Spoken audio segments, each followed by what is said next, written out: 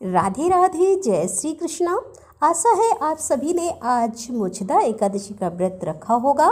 आज गीता जयंती का विशेष महत्वपूर्ण दिन है और इसीलिए आज आपने भगवत गीता का पाठ किया होगा या फिर उसके विषय में सुना होगा। आज एकादशी का पालन करते हुए, पूर्ण श्रद्धा और नियमों का पालन करते हुए अब हम इस एकादशी की पूर्ण आहुति यानी कि उसका समापन करेंगे कल यानी कि द्वादशी के दिन। इसी एकादशी व्रत के पारण के साथ ही संपूर्ण एकादशी का पूर्ण फल प्राप्त होता है और इस मोक्षदा एकादशी का पारण करने का समय रहेगा कल 2 दिसंबर 2025 मंगलवार के दिन सुबह 7:08 से लेकर 10:33 के बीच में। यह एकादशी व्रत का पारण करने का विशेष समय है। इसी समय के अंदर आपको एकादशी व्रत का पारण करना चाहिए।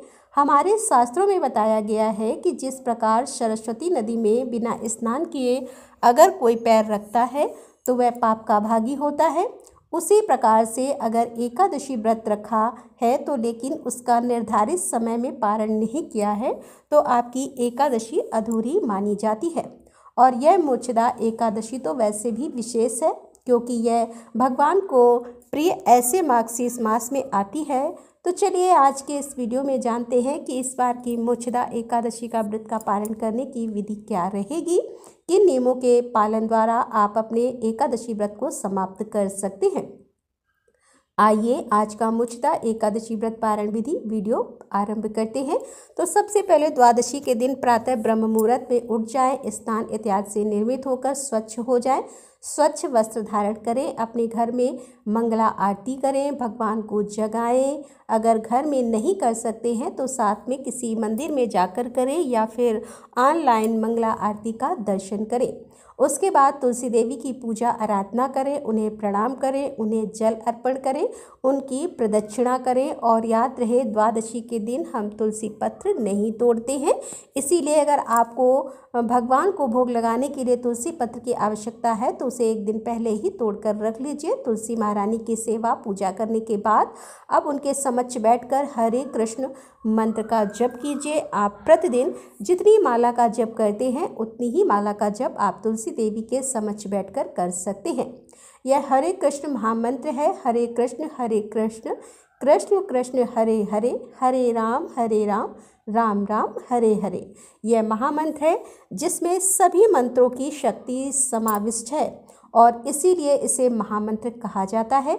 और इसी महामंत्र की माला का जाप आप आज के दिन एकादशी वाले व्रत में भी कर रहे होंगे।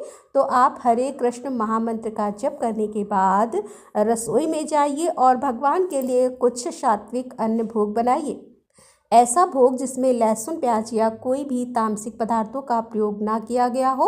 इस भोग को बनाते में ऐसे मसालों का प्रयोग भी ना करें जिसमें अनियन पाउडर, गार्लिक पाउडर इत्यादि का प्रयोग किया जाता हो। भगवान के लिए कुछ मिष्ठान बनाएं, कुछ अच्छा सात्विक भोग बनाएं जैसे कि दाल, चावल, सब्जी, चपाती या फिर और कोई व्यंजन। इस प्रकार जब आप भगवान के लिए भोग बना रहे हो उस समय पर भगवान का कीर्तन सुनना चाहिए या उनकी कथा का श्रवण करना चाहिए, क्योंकि जब आप रसोई बनाते हैं तो उस समय में आपके मन में जो विचार चल रहे होते हैं, आपकी जो चेतना होती है वह सीधी ट्रांसफ़र होती है आपकी रसोई में। यानी कि आप जो भोजन बना रहे हैं उसके अंदर अगर कोई व्यक्ति गुस्से में अगर भोजन बना रहा है तो उसका वैसा ही परिणाम उस भोजन को खाने वाले पर होगा। इसीलिए रसोई बनाते हुए बहुत सावधानी रहें कि आप कैसी सोच रख रहे हैं, आपकी चेतना क्या है। तो भगवान का स्मरण करते हुए, उनकी चेतना में लीन रहते हुए भगवान के लिए स्वादिष्ट सात्विक अन्न भोग बनाएं, उसमें तुलसी पत्र रखें और फिर भगवान को अर्पित करें।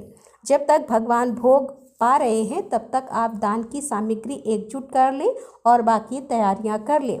15 मिनट बाद भगवान के पास से भोग ले लें, भगवान की आरती करें, उन्हें धूप दीप पुष्प इत्यादि अर्पित करें और उसके बाद एकादशी का पारण करने की तैयारी करें।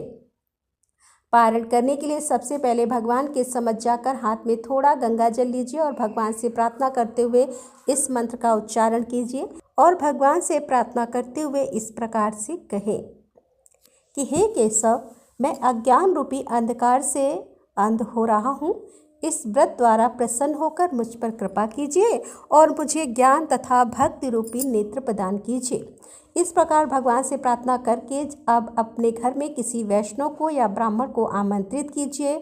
भगवान को जो भोग लगाया था उसी में से अन्न प्रसाद उनको अर्पित कीजिए। वह संतुष्ट हो जाएं तब तक उन्हें खिलाइए और उसके बाद अपनी क्षमता के अनुसार कुछ दान दक्षिणा दीजिए। इस प्रकार अगर आप घर पर बुलाकर किसी को अन्न प्रसाद नहीं दे सकते हैं तो आप मंदिर में जाकर भी भगवान का भोग प्रसाद दे सकते हैं और दान दक्षिणा दे सकते हैं। अगर आप भोजन प्रसाद भी नहीं दे सकते हैं तो कम से कम अपनी क्षमता के अनुसार मंदिर में जाकर कुछ न कुछ धन या लक्ष्मी अवश्य देकर आना चाहिए। अगर आप बाहर मंदिर में जाकर भी दान नहीं दे सकते हैं तो आप ऑनलाइन ऐसी किसी संस्था में दान दे सकते हैं जहां पर आपको विश्वास हो कि यहां पर दी गई लक्ष्मी का प्रयोग अच्छी चीज़ के लिए होता है, सनातन धर्म के लिए होता है। अगर आपकी इच्छा है कि आप ऑनलाइन भी दान नहीं देना चाहते हैं तो आप ऐसा कर सकते हैं कि आप उस दान की लक्ष्मी को निकाल कर साइड में रख लीजिए। अगली बार कभी भी आप मंदिर जाएं या किसी ऐसी जगह पर जाएं, गौशाला में जाएं, तो वहां पर जाकर यह दान की राशि दे सकते हैं। अब समय है आपका स्वयं पारण करने का। पारण करने से पहले भगवान से प्रार्थना कीजिए, उनसे क्षमा याचना कीजिए और इस प्रकार कहिए कि हे परम भगवान श्री कृष्ण, मैंने अपनी सीमित बुद्धि और शक्ति द्वारा इस एकादशी व्रत का पालन करने का प्रयास किया है। इसमें मेरे द्वारा हुई जाने और अनजाने में जो भी त्रुटि है उसे आप कृपया करके क्षमा कर दीजिएगा और मुझे आपकी शुद्धि भक्तिमय सेवा प्रदान कीजिएगा। इस प्रकार कहकर अब आप किसी भी अन्न प्रसाद के साथ अपना व्रत तोड़ सकते हैं। सबसे पहले भगवान को अर्पित चरणामृत ले सकते हैं या फिर भगवान को अर्पित जल ले सकते हैं और उसके बाद जो उन्हें भोग लगाया था वह अन्न प्रसाद ले सकते हैं। अगर आप एकादशी का व्रत संपूर्ण निर्जल रखते हैं तो अगले दिन आपको पानी के साथ या भगवान के चरणामृत के साथ पारण करना चाहिए।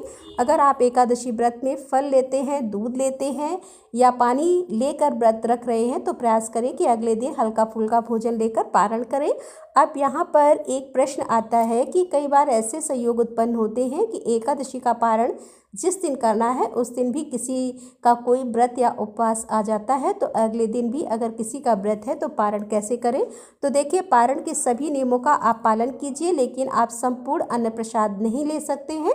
तो ऐसे में सिर्फ एक चावल का दाना लीजिए और उस चावल के दाने को स्वीकार करके भगवान से प्रार्थना कीजिए या फिर जिस देवता की या देवी के लिए आप उपवास रख रहे हैं उन्हें प्रार्थना करिए कि हे देवी माँ या हे प्रभु, हम आपकी प्रसन्नता के लिए यह व्रत करना चाहते हैं। लेकिन एकादशी का पारण करना भी आवश्यक है, इसीलिए मात्र पारण करने के उद्देश्य से मैं यह अन्न का एक दाना ले रही हूँ। इसे आप मेरे अपराध रूप में मत लीजिएगा और मेरे आज के व्रत का भी स्वीकार कीजिएगा।